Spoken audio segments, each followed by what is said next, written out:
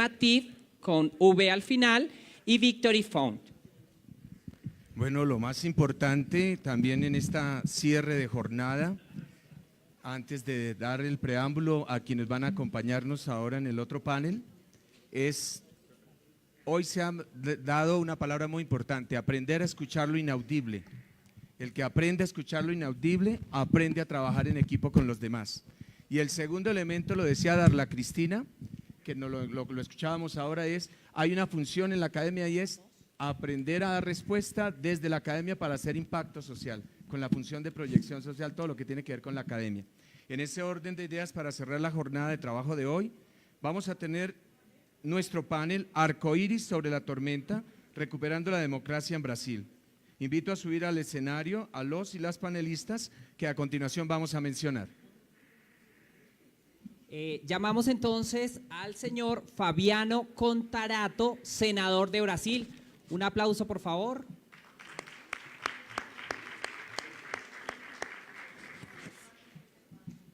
Bueno, esperemos un momentico que tenemos problemas logísticos con Fabiano. Katia. Mientras tanto, Katia, la señora Katia Cunha. Katia Cunha, diputada estatal de la Asamblea Legislativa del Estado de Pernambuco, en Brasil. Fábio Félix Silveira, diputado estadual de la Asamblea Legislativa del Distrito Federal en Brasil. Un aplauso para recibir al señor Fabio. Y este panel será moderado por Javier Ciurliza, director de Ford Foundation para América Latina, a quien le cedo la palabra. ¿Sí está Javier? Esperemos entonces un momento, por favor.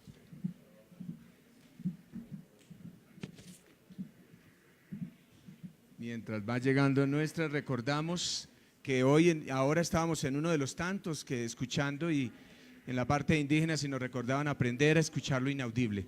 Esa es una tarea que hoy debemos tener todos y todas para poder trabajar en equipo en procesos de impacto social.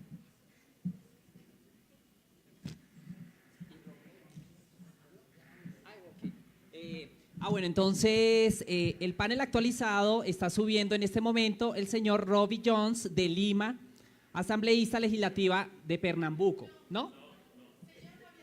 Fabiano. Ok. Bueno, entonces un aplauso para el señor Fabiano Contarato, senador de Brasil. Y modera este panel la señora Mónica Bodner. Un aplauso, por favor.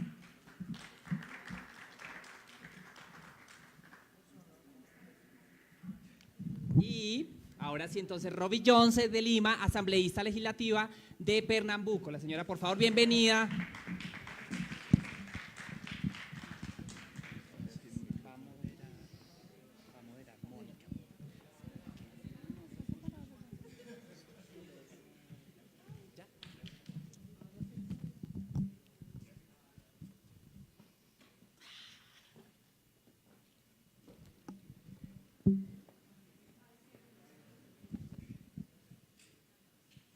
Buenas tardes a todos y todas.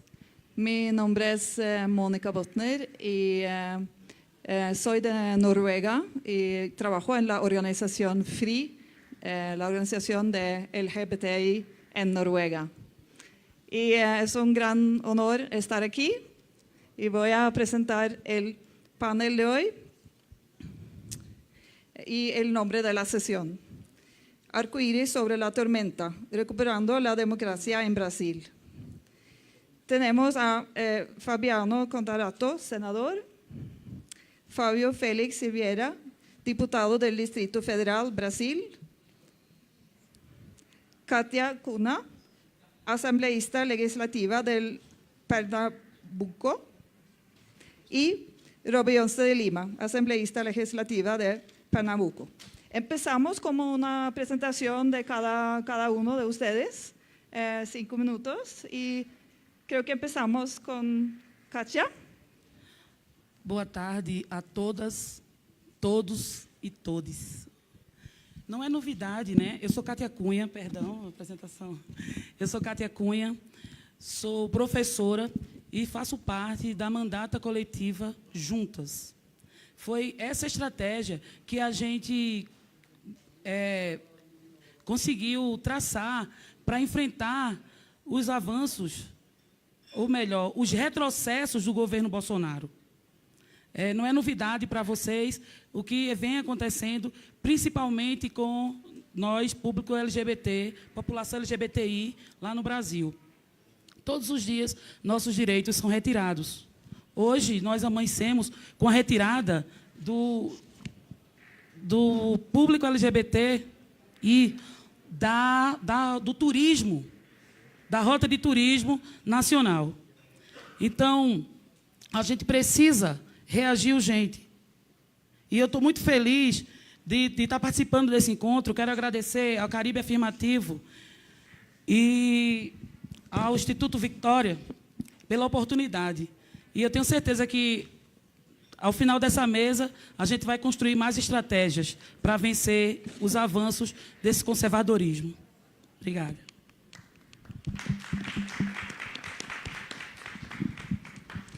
E agora, Romy Johnson, ¿quieres presentar?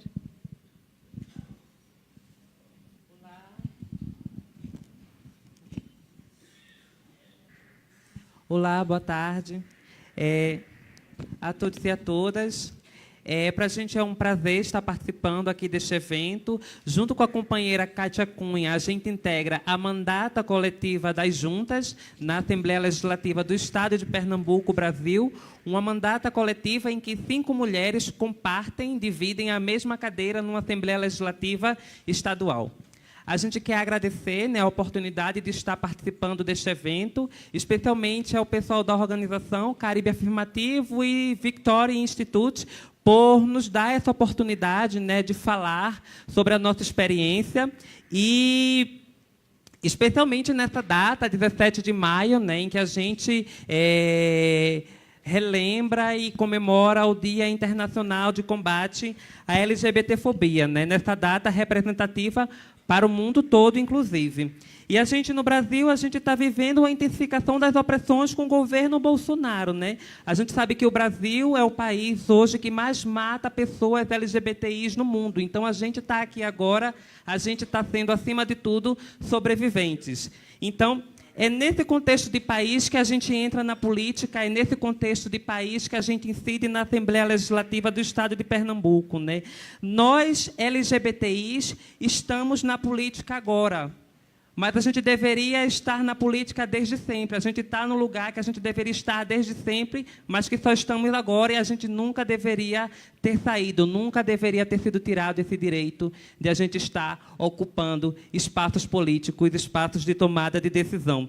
Então, a gente fica feliz também de mostrar para outras pessoas LGBTs a possibilidade, sim, de fazer algo diferente na política, de ocupar realmente esses espaços institucionais, que esses espaços políticos também são nossos.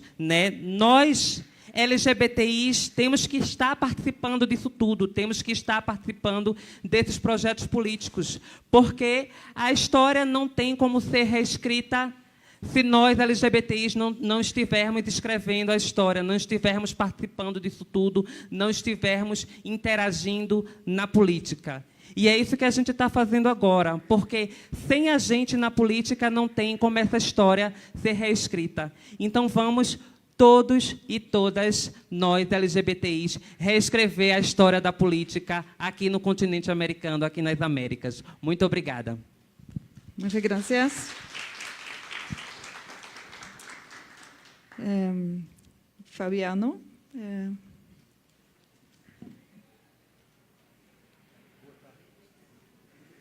Boa tarde a todos. Quero agradecer à organização pelo convite. Meu nome é Fabiano. Nunca eu fui político. Eu sou delegado de polícia há 27 anos e sou professor na universidade, lecionando direito penal e processo penal. As últimas eleições em 2018 no Brasil deu um recado muito claro. A população estava cansada com os mesmos resultados. Mas isso foi muito contraditório, porque a mesma população que elegeu o atual presidente me elegeu o senador mais votado, assumidamente gay, pelo meu estado, no Espírito Santo, no Brasil. Então, eu acho muito contraditório a mesma população que elege um presidente de extrema-direita, que teve como pauta e programa pré-eleitoral pautas de costumes que violam direitos e garantias constitucionais, bem como os tratados e convenções internacionais dos quais o Brasil é signatário. Ao mesmo tempo, essa população elegeu um representante da população LGBTI, e eu tenho fé em Deus que estarei lá lutando para nenhum direito a menos da população LGBTI. Nós também temos que entender que a repressão institucional à homossexualidade no Brasil, ela foi instalada, na minha percepção, pela colonização europeia, né? Nós tínhamos a população indígena, que são os povos originários no Brasil, em que a homossexualidade era perfeitamente admitida e aceitável. Com a colonização portuguesa no Brasil, que veio impregnada pela crença religiosa, em especial pelo catolicismo, é que nós tivemos ali, em 1614, o primeiro comportamento de violação no caso, a um indígena, pela prática de sodomia, isso em 1614.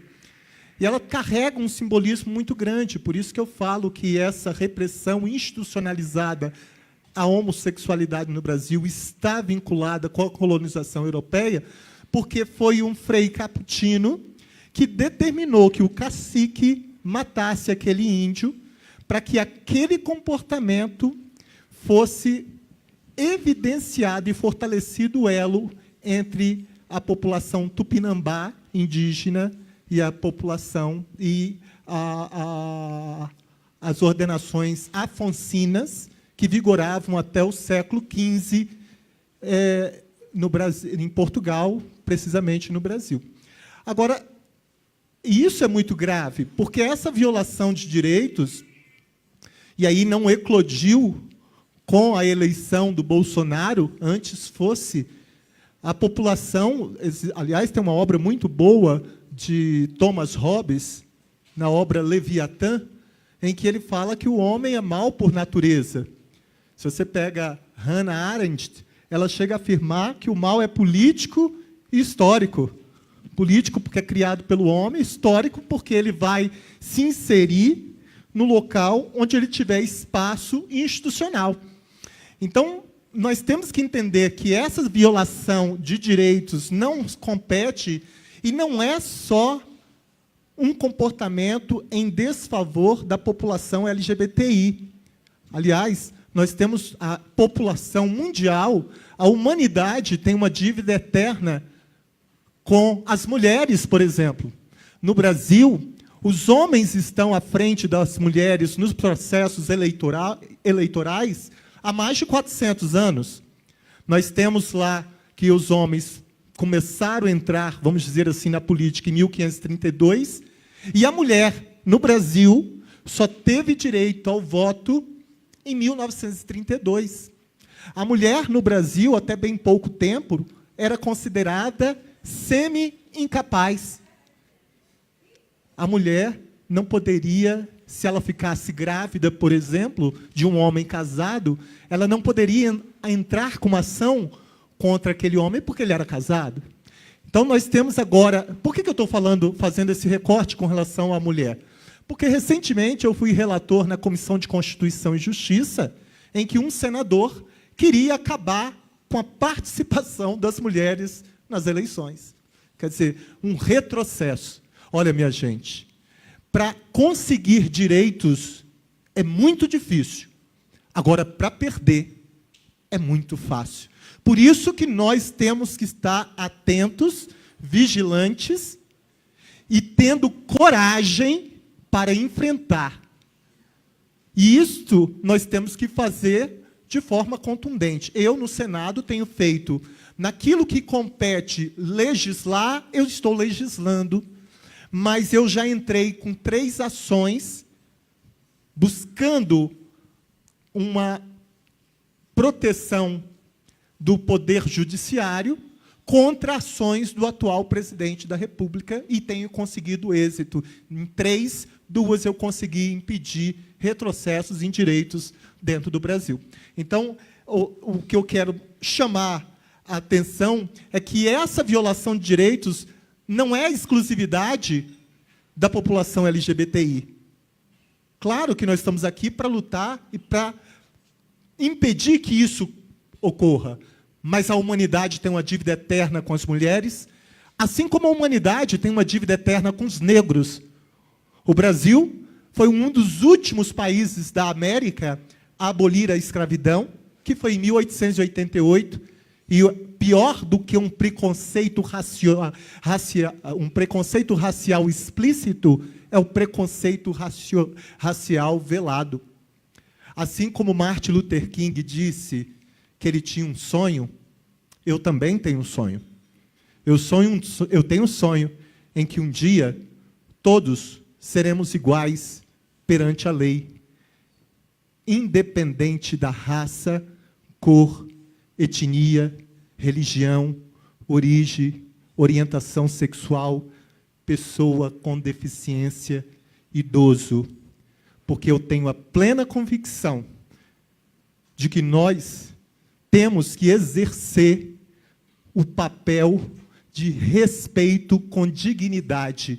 E o respeito não tem cor, não tem raça, não tem orientação sexual.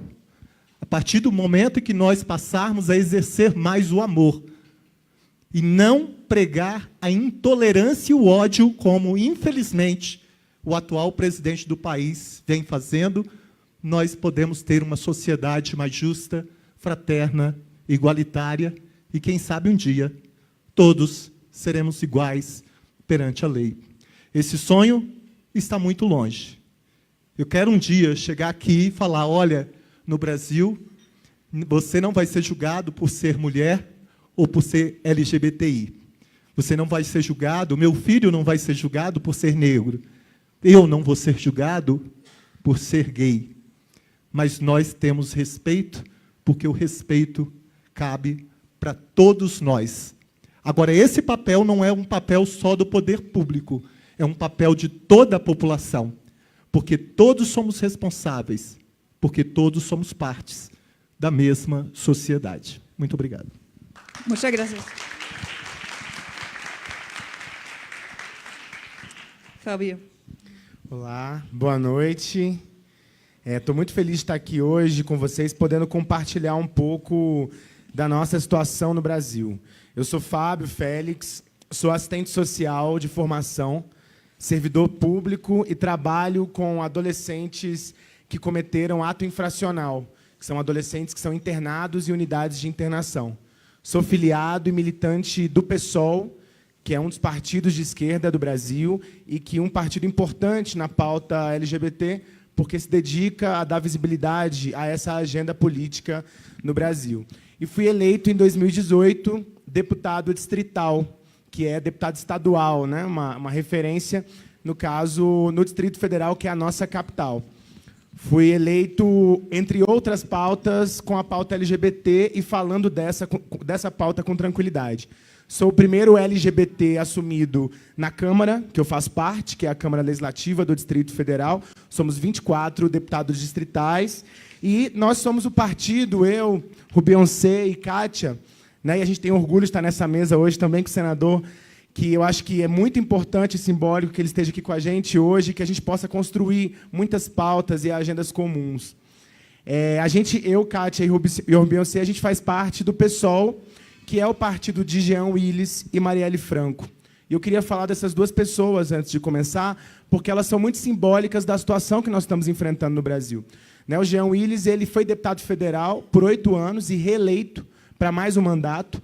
O primeiro deputado federal gay assumido e orgulhoso de sua orientação sexual. Isso é uma coisa importante de dizer. Um deputado que não se dedicou só à pauta LGBT, mas se dedicou também a outras agendas, mas ele foi vítima de uma campanha difamatória sanguinária da extrema-direita. Foi, inclusive, a grande vítima da rivalidade do atual presidente da República. E, por essa situação, não se sentiu à vontade, seguro, para continuar no Brasil, mesmo no cargo de deputado federal. E Marielle Franco, ela é resultado do aumento gigantesco da violência política que nós estamos vivendo no Brasil. Marielle Franco era vereadora no Rio de Janeiro. Não sei quem conhece o Rio, as bichas costumam conhecer o Rio, né? Porque o Rio é babado. O Rio de Janeiro é uma cidade, uma capital importante nossa, e ela era vereadora, uma capital muito negra, com muita população negra, e ela foi a terceira vereadora negra a ocupar uma vaga na Câmara Municipal do Rio de Janeiro. Vejam, a terceira vereadora negra.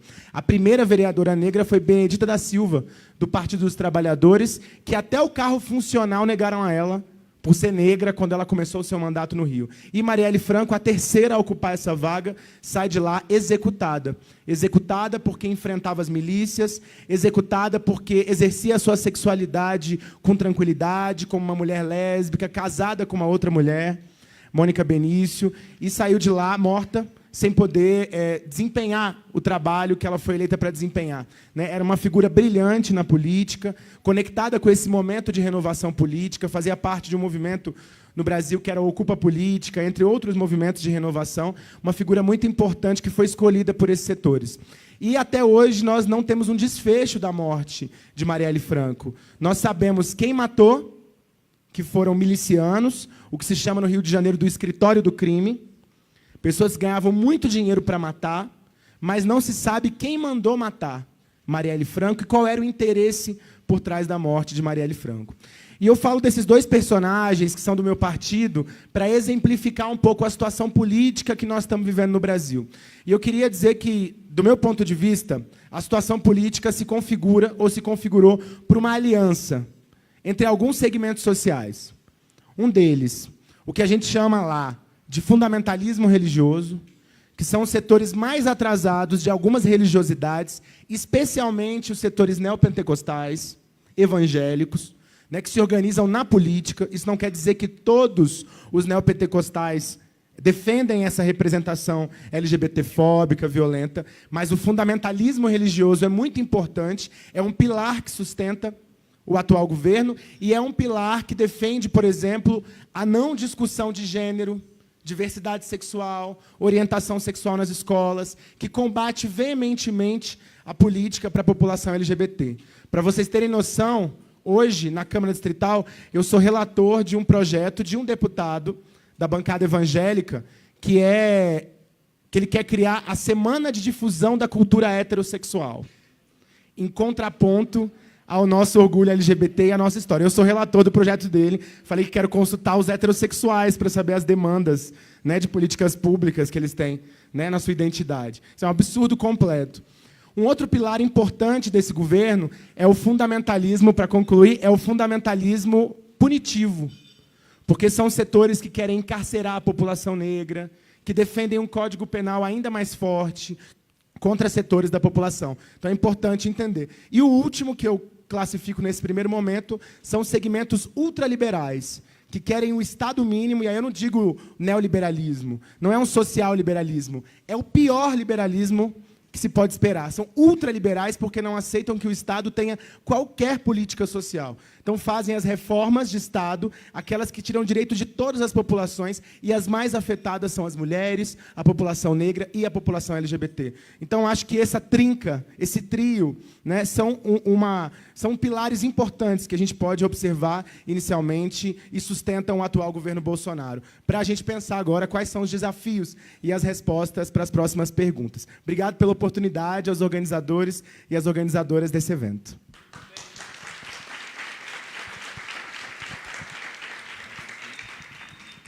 Muchas gracias. Entonces, creo que en la introducción ahora han dicho mucho sobre eso, pero voy a preguntar en todo caso. ¿Se ha convertido Brasil de pronto en un país misógino, racista y LGBTI-fóbico?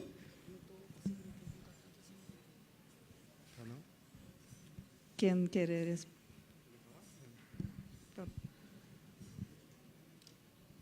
Repite a pergunta. Então, se se ha convertido o Brasil de pronto em país misógino, racista e LGBT e fóbico?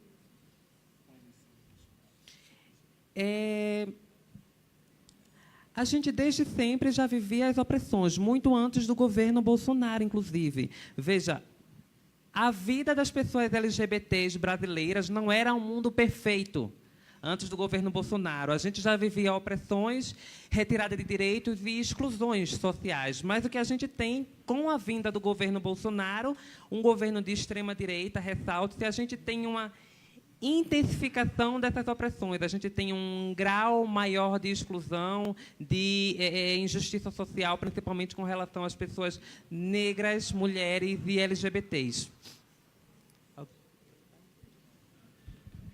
Sim, é importante entender que o Brasil sempre viveu, nesse sentido, um Estado onde não havia respeito a esses segmentos da população. Óbvio que, como falou o senador, é uma história, né? É uma história de 500 anos de opressão, de violação de direitos, de torturas. Então, é um processo histórico estrutural importante. Agora, nós vivemos, no último período, um governo progressista, e esse governo progressista apontou, né, alguns caminhos de melhora nas políticas públicas para a cidadania da população LGBT, para as mulheres, para a população negra. A gente teve ministérios específicos criados, a gente teve uma série de medidas, não só do governo federal, mas de governos estaduais, governos municipais, que foram nesse caminho para tentar melhorar a vida da população LGBT. Insuficientes, mas iniciativas que tiveram resultados objetivos, né, em vários campos. Mas nós julgamos ainda insuficientes. Até porque o mesmo governo que sinalizou com essas políticas públicas que a gente defende até hoje e que a gente reivindica, também foi o governo que fez uma coalizão com alguns setores do que a gente chama de fundamentalismo religioso. Então, essa coalizão também alimentou, de certa forma, esses setores para que eles tivessem poder para ocupar espaço político no país. Então, é contraditório, né? Nós reivindicamos muito os avanços que nós tivemos, mas há contradições importantes nesses avanços que nós tivemos, né? E, por isso, hoje, muitos dos avanços também não foram sedimentados e estruturados, né, na legislação, de forma que o novo governo entra e acaba com ministérios, acaba com estruturas administrativas que nós não conquistamos numa legislação oficial, com mais fôlego, com mais potência. Então, é importante dizer, sempre tivemos violações, tivemos um período do governo do Partido dos Trabalhadores, que foi um período de melhora e de sinalizações, de respiro para a população LGBT, para mulheres, população negra, mas também tivemos muitas contradições nesse processo de respiro. Mas, enfim, para dar fazer uma contextualização do que nós vivemos. Gracias. Sí, tienes. Na verdade, a gente tem que contextualizar historicamente aqui um ponto que eu reputo importante.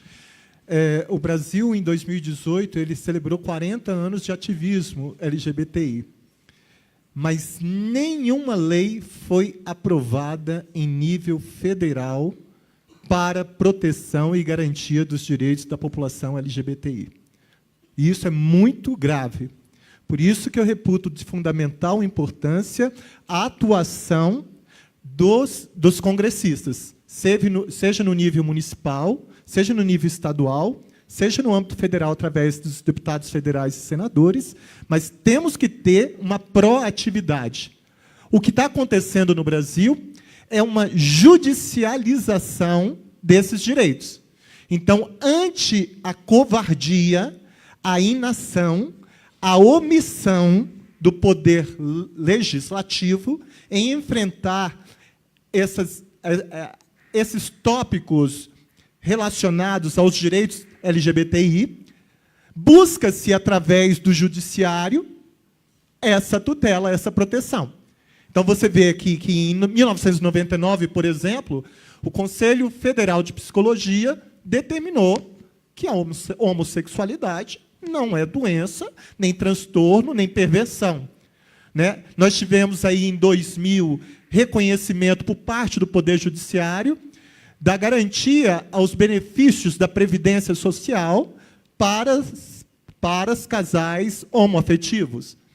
Até que chegamos em 2011, quando o Supremo Tribunal Federal reconheceu, inclusive, a possibilidade e autorização para casamento de pessoas homoafetivas.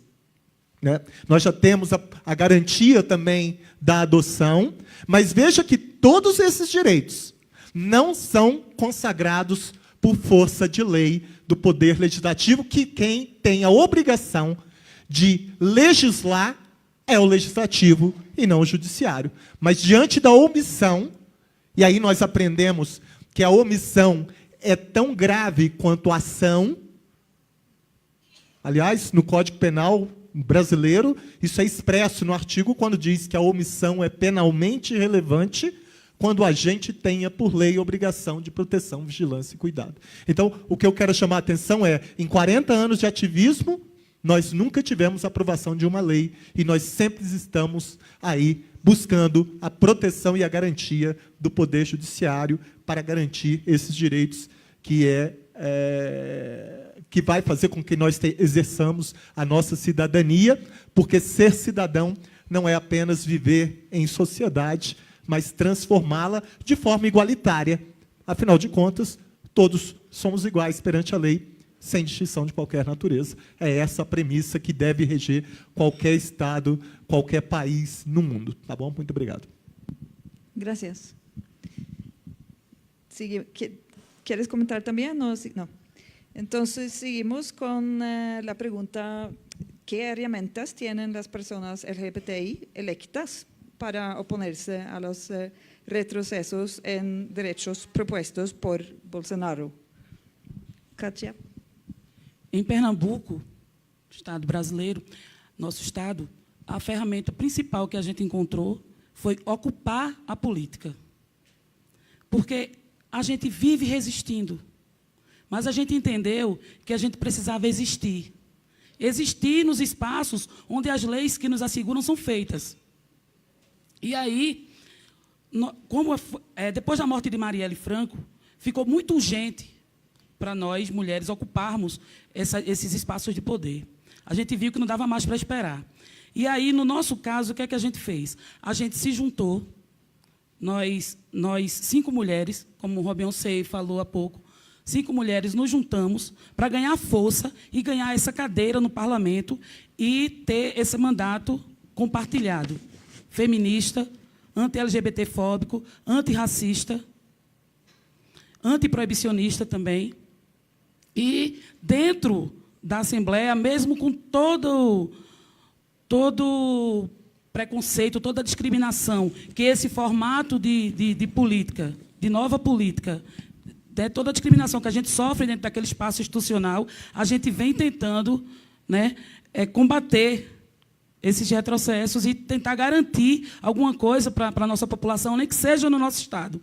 Nós agora damos entrada numa frente parlamentar de garantia dos direitos LGBTs do Estado de Pernambuco e também demos entrada no PL, né, protocolamos essa semana um PL que garante a liberdade de cátedra na sala de aula, que é a liberdade do professor e da professora poder ensinar, poder despertar nos seus docentes o pensamento crítico.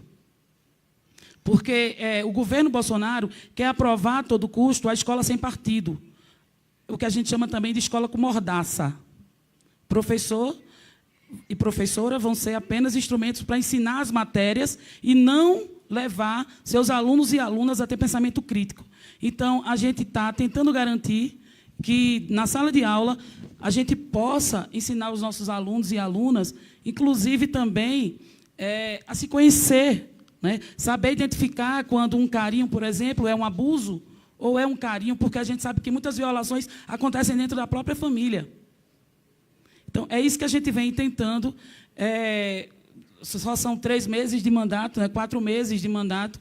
E estamos indo terminamos agora os 100 dias e a gente já conseguiu esses 2 avanços dentro daquela casa que não é feita para nós, para esses corpos diversos. São feitas, né, para homens brancos, ricos e que herdam o poder dos seus pais, dos seus avós, né? A gente também tem pensado em algumas estratégias. A primeira delas é ocupar as ruas como espaço fundamental de articulação política. A rua que eu digo, as manifestações, os protestos, né? Eu acho que a densidade institucional, o termômetro institucional importante é quando o povo tem capacidade de organizar, se organizar e ocupar a rua. Eu acho que isso é muito importante, né? As conquistas que nós tivemos no Brasil, elas tiveram muito a ver com as temperaturas da rua também. As paradas LGBTs, elas sempre foram um espaço importante de organização. Quando São Paulo reuniu mais de 3 milhões de pessoas na rua, aquilo era um termômetro importante para dizer a população LGBT tem reivindicações, tem identidade, tem história. Então, essa semana, por exemplo, nós tivemos um protesto no Brasil em defesa da educação, que reuniu mais de 2 milhões de pessoas em todo o país. Brasília, que é a minha cidade, que nós não esperávamos mais de 8 mil, a própria polícia falou 15 mil pessoas na rua. Quer dizer, se a polícia sempre abaixa, foi uma manifestação grande, significativa, e eu acho que ocupar a rua é importante. No parlamento, eu achei muito interessante ontem no Congresso colombiano, um dos deputados falou que a gente queria estar na sala onde decidem sobre nossa vida. E eu acho que isso é muito interessante. A gente quer estar na sala onde se decide sobre nós. E essa tem sido minha experiência, estar nessa sala agora um pouco. E a gente tem tido 2 táticas. Uma delas é tentar isolar a extrema-direita, porque nem todo mundo é extrema-direita. Nem todo mundo é fascismo. Tem muita gente que dá para dialogar, inclusive evangélicos no parlamento. Então, nós conseguimos construir uma nota no DF assinada em defesa da educação pública e da educação livre, assinada por dos 24 distritais, 19 deputados distritais assinaram. Dos 8 deputados federais que nós temos representando o DF, 6 assinaram. E dos 3 senadores, 2 assinaram. Então, a gente tem tido essa tática de ampliar as nossas possibilidades a partir de outras pautas. E aí eles param de ter medo do deputado LGBT. Não é para eu ter medo. Não, a gente pode dialogar sobre outros temas. A gente pode colaborar em outros temas de forma unitária. Essa tem sido, acho que, uma tática importante. E a outra, eles querem tirar gênero do debate. Eles querem tirar a orientação sexual do debate. O nosso projeto nós queremos uma política de prevenção do suicídio da população LGBT. Nós queremos uma política de prevenção da evasão escolar da população LGBT. Quem é contra? Quem defende o suicídio? A gente cria uma narrativa que é mais difícil para um pastor evangélico subir no púlpito, no plenário, na tribuna e defender contra o projeto. Mas o senhor cristão, com valores cristãos do amor, é favorável ao suicídio? Não, nós queremos prevenir o suicídio da população LGBT. Quando você cria uma política prevenindo o suicídio, você dá para o professor uma ferramenta para ele falar de prevenção ao suicídio da população LGBT na sala de aula. Quem é a população LGBT? Você cria uma narrativa para que a pessoa possa falar dessa temática também. Então, acho que são algumas estratégias que a gente tem utilizado no campo parlamentar. Mas, para mim, centralmente, a rua também é um espaço de ocupação importante. Graças. Eu concordo que o ativismo, ocupar as ruas, são medidas extremamente importantes, mas nós temos que ter uma atuação paralela, porque, senão, vai ser uma medida paliativa. O movimento, o ativismo, ele é permanente, não tem prazo de validade. Nós temos que estar ocupando as ruas, nós temos que ter liberdade de imprensa, mas, paralelamente a isso, nós temos que estar cobrando dos representantes políticos que haja uma legislação em defesa da população LGBTI em todos os aspectos. Para isso, nós temos que difundir a educação sexual, de gênero, para fortalecer a necessidade de se entender a diversidade. É cobrar mesmo. Olha, a educação sexual e de gênero é uma realidade e isso vai fazer com que a população entenda e respeite a diversidade. As ações afirmativas também elas são de extrema importância. Atualmente, no Brasil, nós estamos num julgamento que está paralisado, está para ter a conclusão dele semana que vem, que equipara a LGBTfobia com crime de racismo ou discriminação racial. Eu apresentei já um projeto equiparando até mesmo a tortura. Algumas pessoas, é um grande equívoco, historicamente, quando se fala assim, a tortura é um resquício da ditadura militar. Antes fosse, porque nós estaríamos aqui em 1964. Mas, no que pese eu ser católico, a Igreja Católica tem uma dívida eterna com a humanidade. Porque nós tínhamos, na Inquisição, um processo de obtenção da verdade pelas famigeradas ordalhas. Submetia o pretenso culpado a provas inexequíveis e que ele e tinha até lá no Código de Manu, no artigo 99, aquele a quem a intervenção divina salvar é inocente. Então, colocava lá o suspeito no meio líquido, imerso, se ele sobreviveu, é porque houve uma intervenção divina. Óbvio que morria. Vai transpor determinado percurso em brasa incandescente. Se ele chegar do outro lado incólume, ileso, é porque ele é inocente.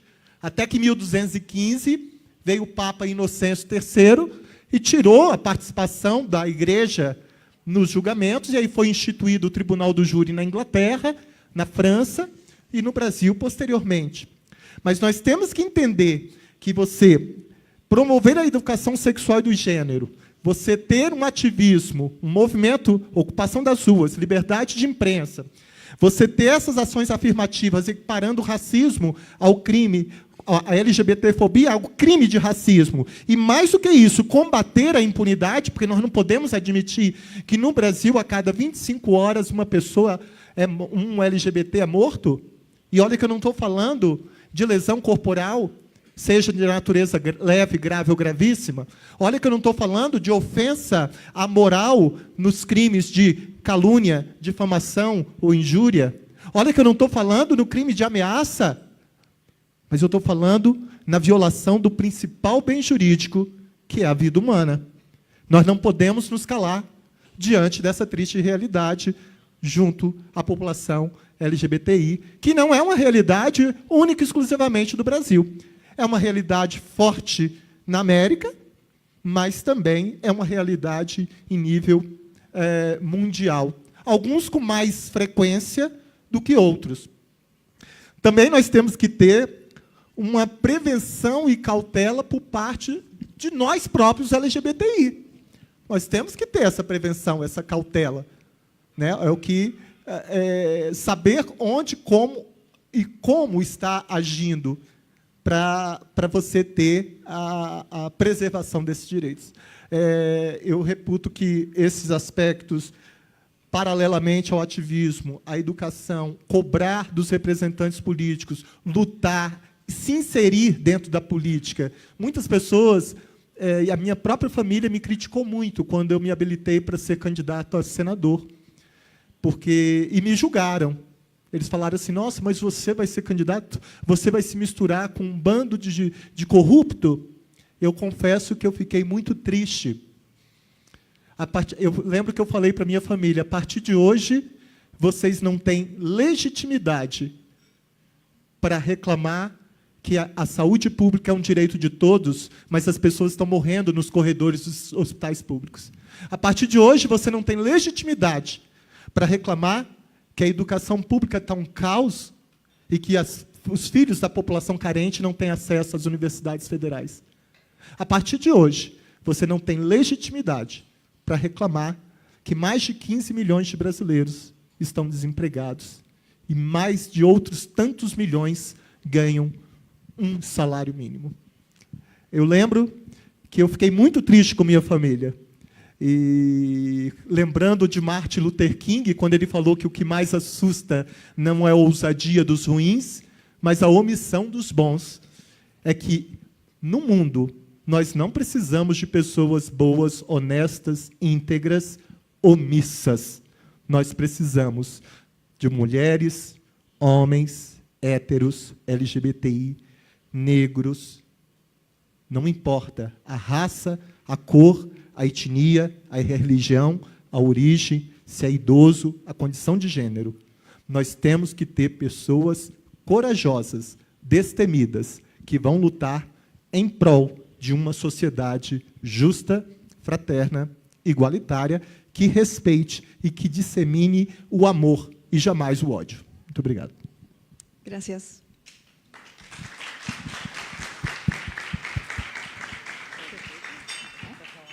Seguimos.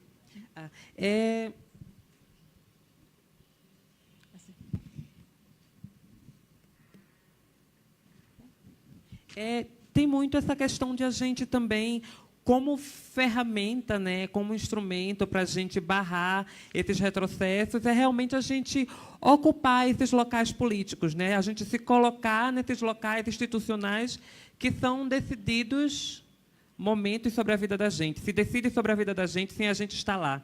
Então, é importante que a gente esteja nesses locais de tomada de decisão que regem as nossas vidas, que regem nossas condutas sociais, para que a gente possa ter participação efetiva nessas tomadas de decisões. Mas, ao mesmo tempo que a gente se articula para entrar nesse sistema, a gente pode também cobrar de quem já está lá dentro, sabe? A gente vai em dois vieses. Ao mesmo tempo que a gente cobra quem já está lá dentro, né, dos parlamentares, das parlamentares do Brasil e de outros países das Américas, a gente pode também se articular para entrar nesse sistema e fazer talvez até uma reviravolta em termos estatísticos, né, de representatividade de mulheres, de pessoas negras e de LGBTs. Porque a gente tem, por exemplo, no Congresso Nacional Brasileiro, 513 cadeiras e somente 15% é ocupada por mulheres.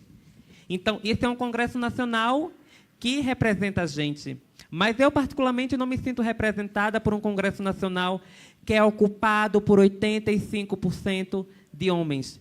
Eu não me sinto, por exemplo, representada por um Congresso Nacional que a maioria das pessoas parlamentares que decidem sobre mim não são da minha classe social, não têm a minha identidade de gênero, não são LGBTs, não são mulheres, não são pessoas negras. Então, isso a gente pode questionar, por exemplo, até essa própria sistemática da representatividade, que está falha, que está fadada ao fracasso, porque, no final das contas, a gente tem um resultado, um sistema representativo que muitas das pessoas mais excluídas socialmente não se sentem representadas, sabe? Então, como a gente questionar isso, como a gente oferecer outras alternativas para além desse sistema representativo que está voltado ao fracasso, né, que está falido. Mas, enquanto isso, o que a gente tem é um sistema parlamentar que chega para a gente e diz: olhe, de 4 em 4 anos, essas cadeiras têm que ser renovadas. De 4 em 4 anos, essas cadeiras parlamentares têm que ser preenchidas. Quem é que vai preencher? É você? Você vai se arvorar na política e arriscar ocupar uma dessas cadeiras, ou você vai ficar quieta, na sua, calada, sem se mover, e deixar que outra pessoa ocupe esse espaço e comande toda a sua vida, sabe? É muito da gente também pensar sobre isso e refletir sobre essas questões de representatividade e realmente ocupar esses espaços institucionais que o sistema político diz para a gente. O que ele diz para a gente é, de 4 em 4 anos, cadeiras precisam ser ocupadas. E quem é que vai ocupar essas cadeiras? Gracias. De nada. Seguimos con una pregunta. ¿En qué papel tienen en estos momentos las redes de apoyo a las poblaciones LGBTI? ¿Alguien quiere contestar? Prioritariamente, a gente acredita que essas redes servem como um mecanismo de proteção. A gente, por exemplo, a gente precisa garantir que os LGBTs, as LGBTI, terminem a escola. A gente sabe que a evasão escolar é um grande problema. Para falar de empoderamento, por exemplo. Nós abrimos agora um edital, uma chamada pública na nossa mandata, e mandata é como a gente costuma chamar, por sermos feministas. Aí a gente usa o nome mandata. Nós abrimos agora um edital para a contratação de design LGBT. E, prioritariamente, trans, né? Para o T, da LGBT. Para o T, empresas T. E a gente está tendo dificuldade de preencher, de chegar, né, os concorrentes, né, à vaga. Por quê? Porque muitas dessas pessoas se afastam da escola. E a gente precisa, acho que as redes de proteção podem garantir, principalmente, que a escola seja concluída, para, então, garantir o empoderamento futuro da população LGBTI. Só pegando um pouco o que a Kátia falou, a questão da empregabilidade trans, eu acho que é um problema no mundo e é um problema grave no Brasil, né? A empregabilidade da população de transexuais e travestis. Então, a gente tem tentado fazer essa discussão com profundidade no mandato também. Acabou que a gente foi eleito e a gente ficou lá, né, no Brasil com o gabinete 24, que é um número muito representativo da questão LGBT, né, ligado muito à questão do ser bicha, né, no Brasil. E virou uma casa de acolhimento, um lugar de referência. Muitos LGBTs começaram a ir no gabinete porque sofreram violações de direitos, porque tinham sido expulsos de casa, começaram aí no nosso mandato. E a gente percebe que há uma necessidade de uma rede mais sólida do Estado, né? Então, a gente está trabalhando via emendas parlamentares, que são recursos que os parlamentares podem fazer destinação direta para tentar construir uma casa de acolhimento LGBT no Distrito Federal, que seria uma casa para acolher a população em situação de violência, de violação de seu direito. Então, é uma tentativa nossa de criar essa rede. Mas os próprios movimentos sociais, eu acho que as organizações da sociedade civil podem colaborar muito nessa rede de proteção. E porque a gente vive um momento de violência. A gente precisa se cuidar mais, né? A gente fala sobre a saída do Jean do Brasil, mas eu acho que a população LGBT está mais vulnerável no Brasil. Eu lembro, saúde mental, a população LGBT está com problemas graves de saúde mental. A pressão que tem simbólica, subjetiva, um governo Bolsonaro, né, que legitima o discurso fascista todos os dias, né, essa pressão subjetiva é muito forte sobre a população LGBT. Passou, durante o caminho indo para o shopping, várias pessoas, na véspera da eleição, gritando: Bolsonaro! Bolsonaro vai acabar com isso aí.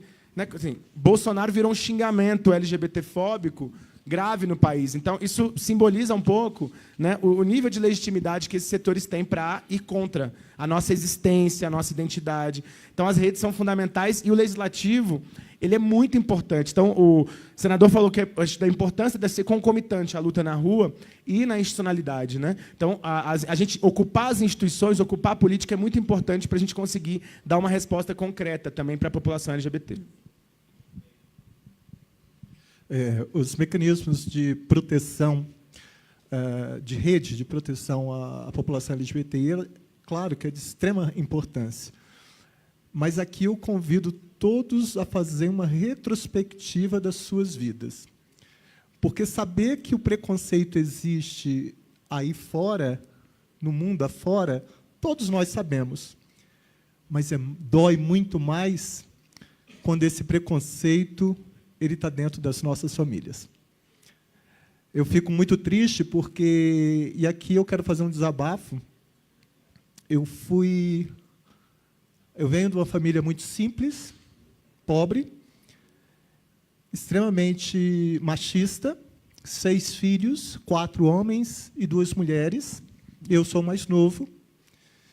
E essa aceitação do LGBTI, eu questiono muito essa aceitação, quando as pessoas falam assim, a sua família te aceita, né? Essa aceitação tem um preço, porque pobre do LGBTI que é dependente economicamente de sua família. Ele vai ser subjugado, ele vai ser humilhado, ele vai ser execrado. É muito cômodo você ser aceito quando você tem uma ascensão social, uma ascensão econômica, quando você conquista esse espaço. Essa aceitação é camuflada, ela é mascarada. Não é uma aceitação etimologicamente na construção da palavra. É uma aceitação com pré-requisito. Se você não é dependente economicamente, você, aspas, é aceito. Falo isso porque eu exerço 2 funções extremamente machistas no meu país. Eu sou delegado de polícia e eu sou professor dentro do curso de Direito. Talvez, se eu fosse professor em qualquer outro curso de graduação, não seria tão preconceituoso esse tipo de comportamento com relação à minha profissão. Então, você romper esses 2 tipos de preconceito nas 2 funções e se habilitar num processo eleitoral dentro dessa realidade, numa sociedade extremamente preconceituosa, porque isso eclodiu no governo atual, mas é porque ele deu voz àquilo que a população sempre quis falar. É aquilo que já estava internalizado e que nós sofremos em toda a nossa vida, desde pequeno. Eu lembro que eu, quando jovem, muito jovem, não aceitando, não admitindo, e aqui eu estou expondo minha vida muito pessoal, eu fui ter meu primeiro relacionamento homoafetivo aos 28 anos de idade, porque eu não admitia isso. Então, hoje, o índice de suicídio, de automutilação, é extremamente elevado. E quantos não conseguem, não resistem e sucumbem ao suicídio? Isso tem que ser visto. Mas no Brasil, e eu também acho que em todo o planeta, não se faz um estudo cientificamente analisando as estatísticas. Procure as estatísticas, quantas pessoas estão sendo vítimas com a motivação LGBTI, e que nós não temos essas informações, porque não há interesse em se ter essa informação. E o desdobramento dessa violação do LGBTI transcende a ofensa física, mas também entra no aspecto psicossocial, quando há o suicídio ou tentativa de suicídio. Quando não há outros tipos de moléstias que atingem a capacidade intelecto-volitiva, como depressão, né? Agora, é necessário que nós façamos uma meia-culpa e também entendemos que esse preconceito está muito próximo de nós. Não está lá fora. Ele está dentro de casa, está no cotidiano, está no dia a dia. Eu lembro que o meu irmão, ele não permitia que meus sobrinhos fossem na minha casa por eu ser gay. O que pensar quando você tem essa discriminação dentro de casa, com muito mais força ela encontra quando está fora, extramuros, fora do mundo.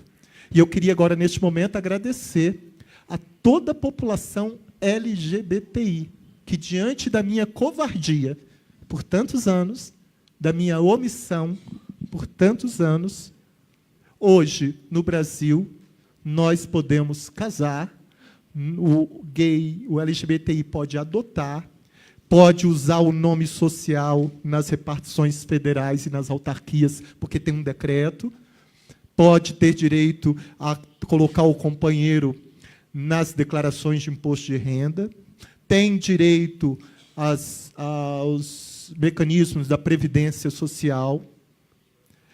Todos esses direitos que não estão em leis foram conquistados graças ao LGBTI. É por isso que eu quero agradecer. E quantos não estão aqui? Quantos pagaram com a própria vida para que eu pudesse estar aqui hoje sentado, para que o meu colega Fábio pudesse estar aqui, as minhas amigas estivessem aqui, para que nós estivéssemos aqui, para que eu pudesse ter a coragem de olhar nos olhos de vocês e falar: perdão, porque eu fiquei omisso por tanto tempo.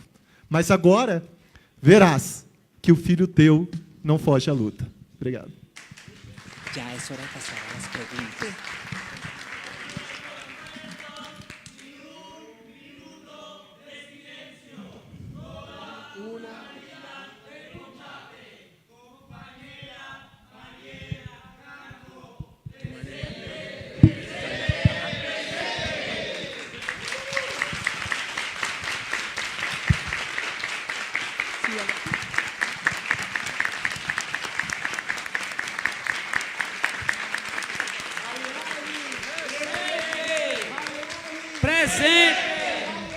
Presente e sempre. Bueno, muchas gracias por compartir y ahora creo que es hora de abrir para que, sí, veo que hay preguntas y para que hay tiempo para eso. ¿Hay un micrófono por ahí? Aquí. Hola a todas y a todos, buenas tardes. A ustedes mil gracias, a las panelistas y a los panelistas mil gracias. Yo creo que todos los que hacemos activismo en América Latina tenemos los ojos puestos en Brasil y es muy estimulante ver que hay gente allá adentro sufriendo lo que se sufre, luchando lo que se lucha, y de verdad les quiero dar las gracias de todo corazón por el ejemplo y la fortaleza. Pregunta, vengo del futuro. En Colombia tuvimos un presidente impresentable que no voy a nombrar para que luego no digan que estoy politizando esto. Un presidente impresentable que en 8 años de gobierno no movió un dedo por los derechos de la población LGBT. Que jamás como partido político, jamás hicieron absolutamente nada. Si en un lugar político hemos tenido oposición, es con el partido que curiosamente está hoy de gobierno. ¿Qué les estoy contando? ¿Por qué les hago este preámbulo? Porque en pleno debate de las presidenciales emergieron de debajo de una piedra un grupo de personas que se hicieron llamar colombianos no heterosexuales, apoyando a ese candidato, bueno, al candidato de ese candidato que no voy a decir quién es, o sea, Uribe y Duque, ya que no son de aquí. Amigo de Bolsonaro. Sí, ¿cuál es mi pregunta? Y es además una invitación a que nos den herramientas, porque yo sé que eso va a pasar muy pronto, y es que va a haber unos, y perdónenme la palabra que no es nada amable, esquiroles de la igualdad, que van a salir a decir que son homosexuales o que son de este combo LGBT y van a apoyar esos partidos de la ultraderecha más recalcitrante. ¿Cómo manejarían ustedes? ¿Qué herramientas nos dan? ¿Qué estrategias creen que puedan ser útiles para que el discurso de la igualdad de derechos para población LGBT no termine cooptado por una gente que dice que es homosexual o que se curó de la homosexualidad y que pretendan imponer una agenda antiderechos desde el discurso de yo soy homosexual o yo fui homosexual, yo puedo hacer esto? ¿Cómo creen ustedes que pueden ser herramientas o estrategias o recursos, incluso discursivos, que permitan contrarrestar ese tipo de personajes infames, que yo también creo que son traidores de esta causa, esquiroles absolutos que están dispuestos a apoyar cualquier partido político, así nunca en la vida hayan garantizado nuestros derechos? ¿Cómo manejar eso? ¿Qué sugerencias tienen? O si ya lo están viviendo en Brasil, ¿qué están haciendo para eso? Yo creo que vamos a escuchar un par de preguntas más antes de que contesten. Sou Júlia Rodrigues, do Brasil. Também queria cumprimentar os guerreiros. Eu sou da Aliança Nacional LGBTI e do Partido dos Trabalhadores. Queria só dividir minha rápida intervenção em duas partes. Primeira parte, ajudar vocês a entender o que aconteceu no Brasil. Nós passamos uma onda muito parecida em toda a América Latina. O golpe começou em Honduras, foi para o Paraguai, depois veio para o Brasil. Houve um golpe em 2016, né, para a gente entender como chegamos no Bolsonaro. Dilma foi um golpe parlamentar e judiciário, um golpe de novo tipo. Segundo, uma operação de setores do judiciário ligados aos Estados Unidos, ao Departamento de Justiça norte-americano, treinados lá, promotores e juízes, fizeram uma operação que prendeu alguns políticos, mas focou na perseguição ao Partido dos Trabalhadores e prendeu ilegalmente Luiz Inácio Lula da Silva, que é o maior líder popular do Brasil e um dos maiores líderes populares do mundo. E Lula foi impedido de disputar as eleições. Ele estava em primeiro lugar. Lula tinha 35% dos votos nas pesquisas. Portanto, Lula ganharia as eleições. Ele foi preso para não disputar as eleições. Portanto, Bolsonaro é fruto de um golpe e de toda uma campanha de ultradireita que prendeu Lula. Por isso que estamos muito envolvidos numa campanha internacional por Lula livre, Free Lula. Okay? Isso é uma coisa muito importante. Não haverá democracia no Brasil enquanto Lula estiver preso. Segunda coisa, para terminar, como bem disse o Fábio e outros, há dois braços no governo Bolsonaro. Um é neofascista e o outro é ultraliberal, mas é uma aliança instável. O governo é muito instável.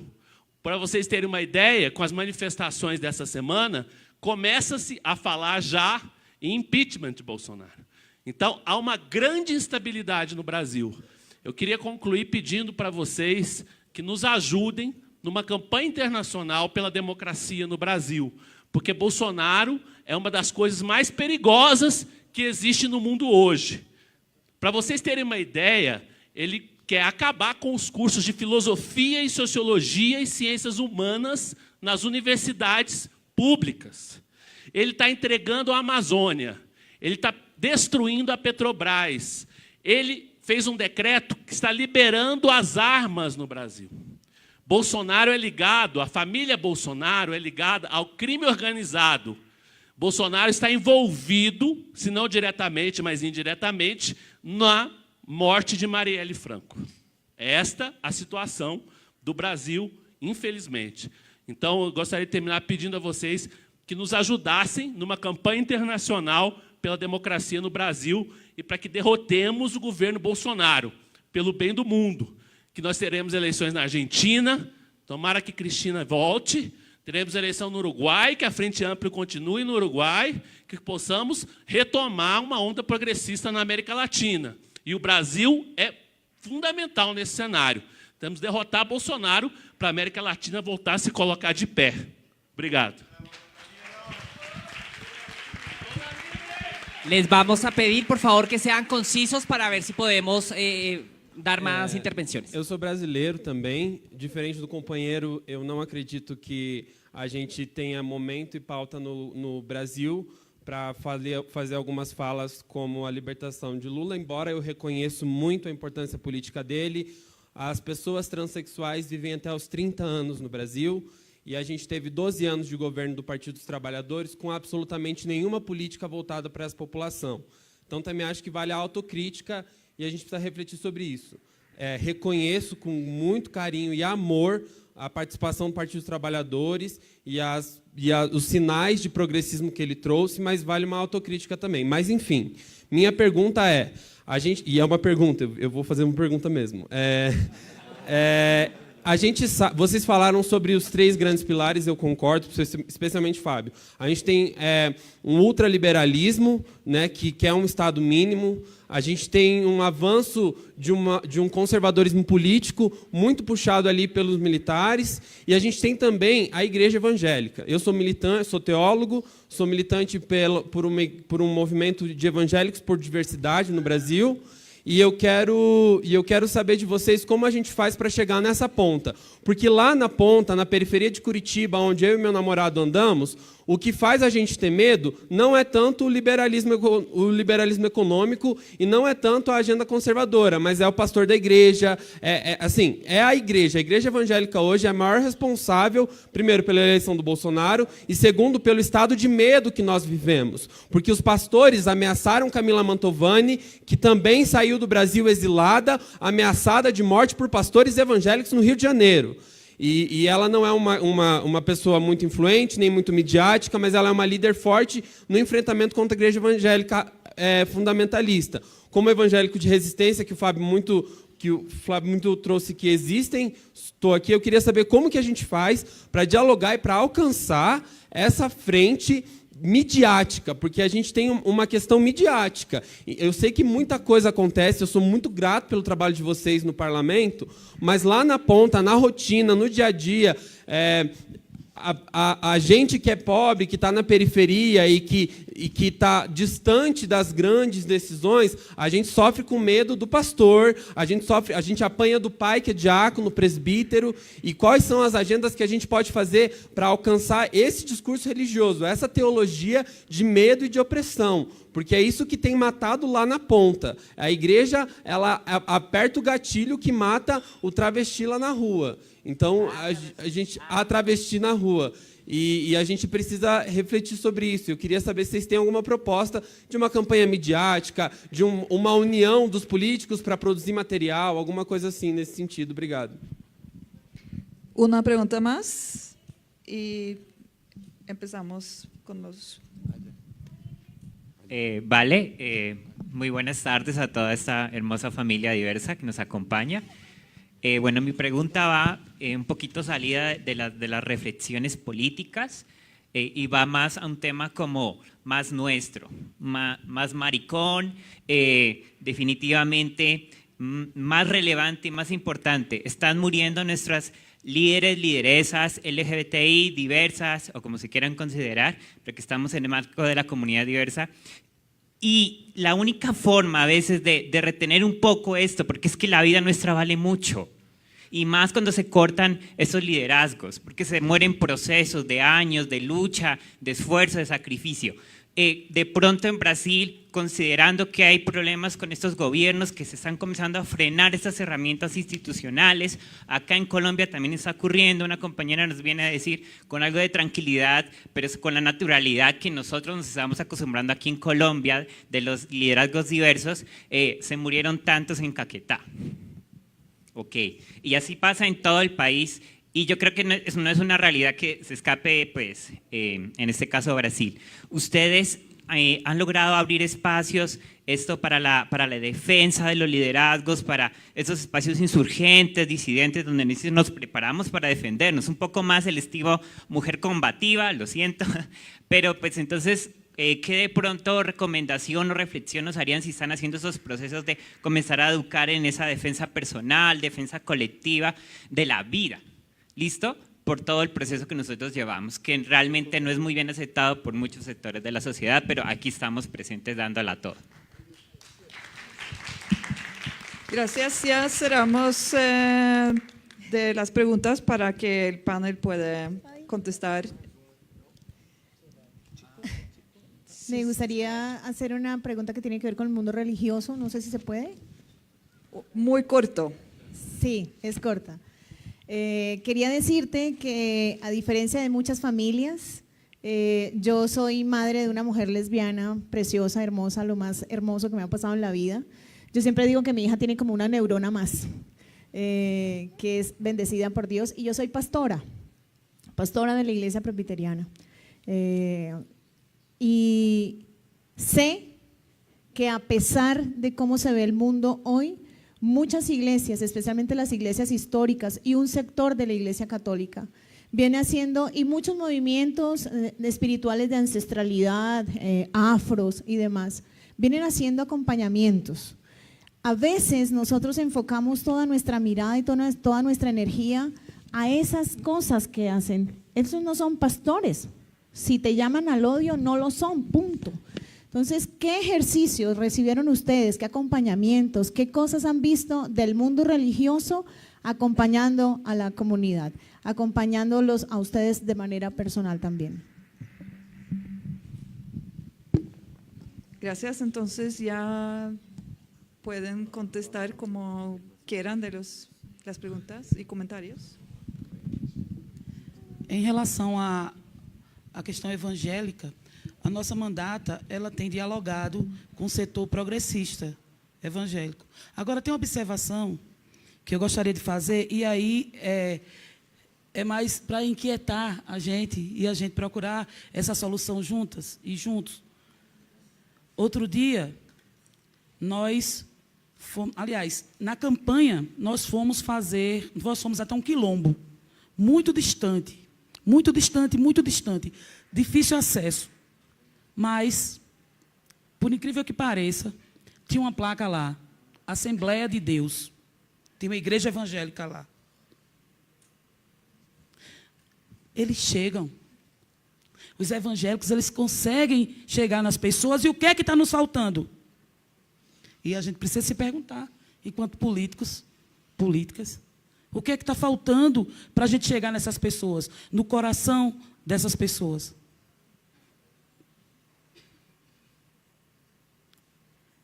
Vamos pensar juntos, vamos pensar juntas. A gente precisa alcançar. Se fala muito em assistencialismo. E, às vezes, a gente na esquerda, né, se nega ao assistencialismo. Mas a gente precisa rever também esse conceito. Porque a fome, a miséria não espera. Uma palavra de conforto tem que ser dada na hora que a pessoa está ali, prestes a desistir da vida. E aí, os evangélicos, principalmente os fundamentalistas, vão ganhando terreno, vão ganhando as pessoas. E as pessoas vão se afastando da gente. Por quê? Naquela hora de desespero, eles estiveram lá e a gente não chega. Vamos repensar isso. Vamos repensar urgente. Urgente. Antes que essa onda conservadora aumente. Ainda tem tempo. Eu acredito que a gente pode retroceder. Obrigado. Acho muito bom. Então, são muitos temas, né? Vou tentar fazer um resumo assim, muito objetivo. Eu acho que nós estamos caminhando no sentido de reorganizar os setores do campo progressista no Brasil. Setores que têm capacidade política, capacidade da rua, de organizar socialmente para enfrentar o governo Bolsonaro. Eu acho que isso é um ponto positivo. Isso não é uma má notícia. Eu acho que as reflexões do último período foram capazes de trazer esse momento de reorganização desse campo progressista no Brasil, e eu acho que seria uma boa notícia desse painel que a gente fala, talvez, de notícias tão ruins que vêm desse governo de retrocessos, né? Uma segunda coisa sobre o diálogo que a Igreja Evangélica faz. Eu vou dar um exemplo. Lá no Distrito Federal, nós temos uma comunidade que é a Vila Estrutural, é uma comunidade da periferia, que tem 30 mil habitantes, né? Ela tem 30 mil habitantes, ela tem 350 igrejas evangélicas e uma igreja católica. Essa é um retrato. Eu imagino que se a gente falasse de outras comunidades, a gente podia falar um pouco desse retrato. A questão que nós temos que nos colocar não é num papel de polarização com a população evangélica, que hoje é 35% do Brasil.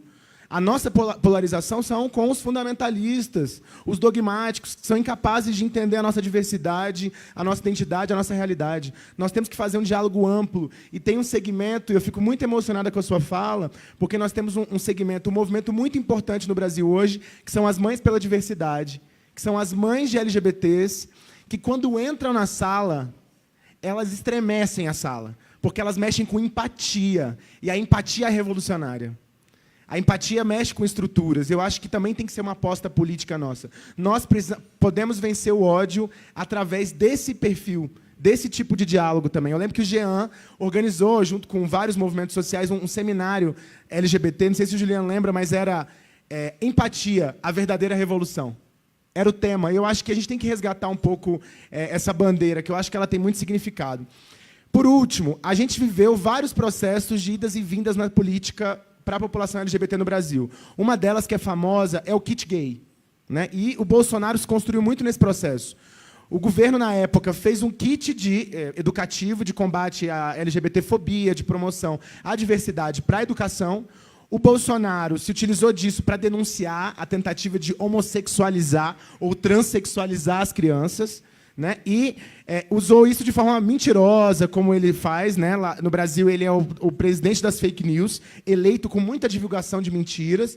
Então, ele fez isso e se construiu nisso. Mas, infelizmente, vários governos, e eu não culpo o governo que fez isso à época, especificamente, vários governos retrocederam, não fizeram as alianças nos movimentos sociais, na sociedade, necessárias para garantir projetos políticos estruturais de educação. Mas eu acho que, mesmo assim, existe um espaço enorme na juventude. Existe uma juventude... Eu, como deputado agora, tenho visitado muitas escolas. E nas escolas eu vejo muito os adolescentes. No ensino médio, os adolescentes muito assumidos, muito orgulhosos da sua orientação sexual, da sua diversidade. Eu acho que esses adolescentes, essa juventude, vai varrer o fundamentalismo. Vai varrer o extremismo, né? O ódio não vai vencer e o nosso beijo, o nosso amor, o nosso afeto não vai ser silenciado no Brasil. Um abraço a você.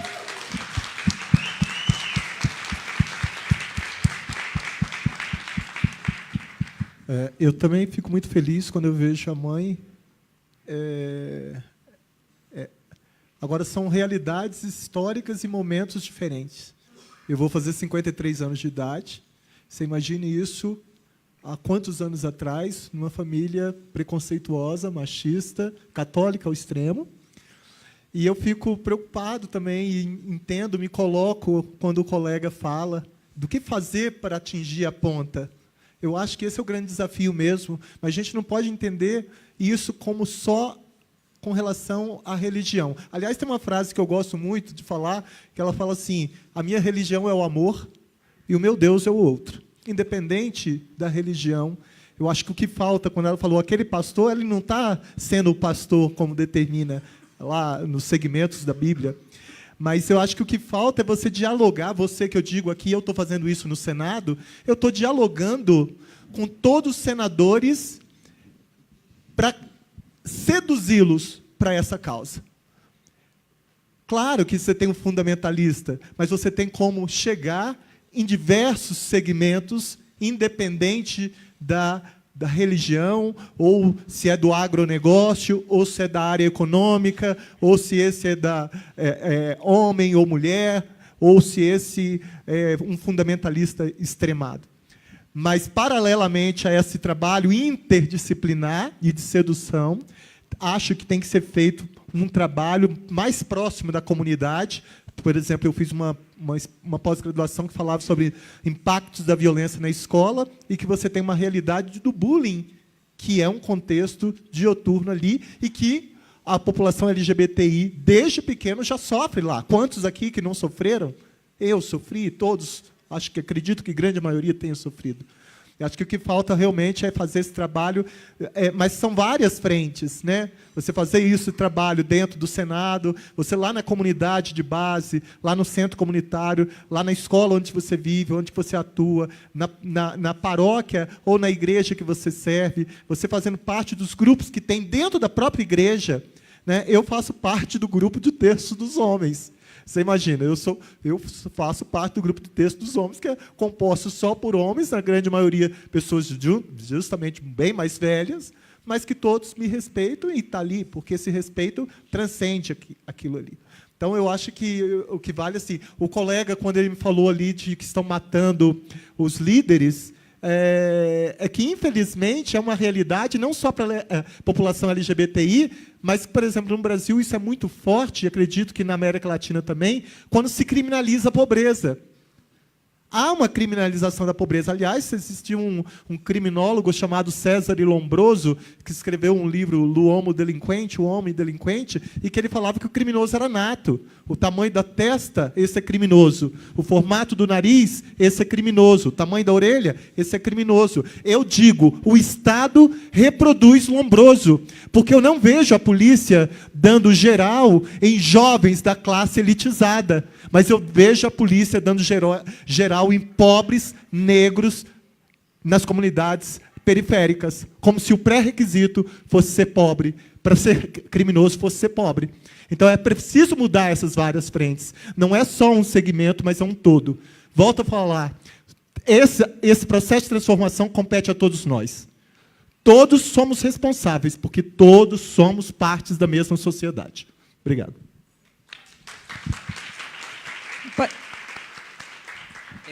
E eu acho que nós, como movimento social, principalmente, movimento LGBTI, a gente precisa recuperar o nosso discurso, que a gente tinha um discurso antissistêmico, e a gente perdeu esse discurso no Brasil para a extrema-direita conservadora, sabe? Então, como a gente recupera, como a gente faz essa nova costura nas bases, né, nas sociedades, nas periferias, nos morros, propriamente? Será que a gente talvez tenha que mudar nossa linguagem?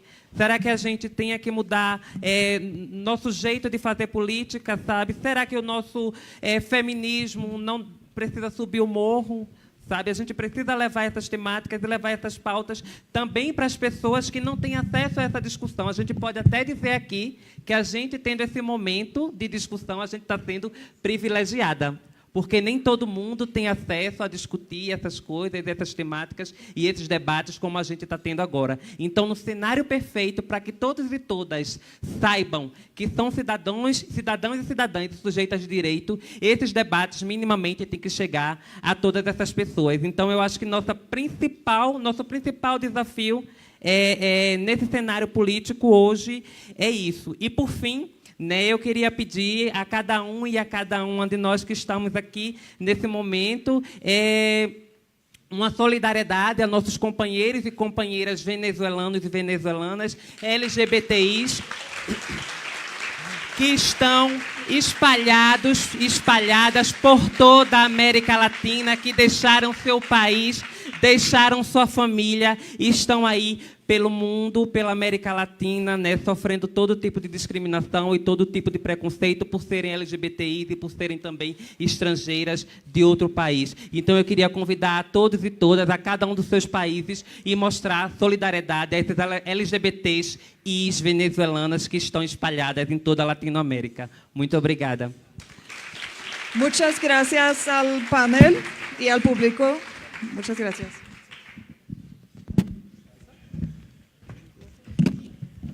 Vale, muchísimas gracias. Un aplauso muy fuerte para nuestros panelistas, a Fabiano, a Fabio, a Katia, Robbie Jones, a Mónica. Muchísimas gracias por sus aportes, pero sobre todo por la esperanza que nos dejan.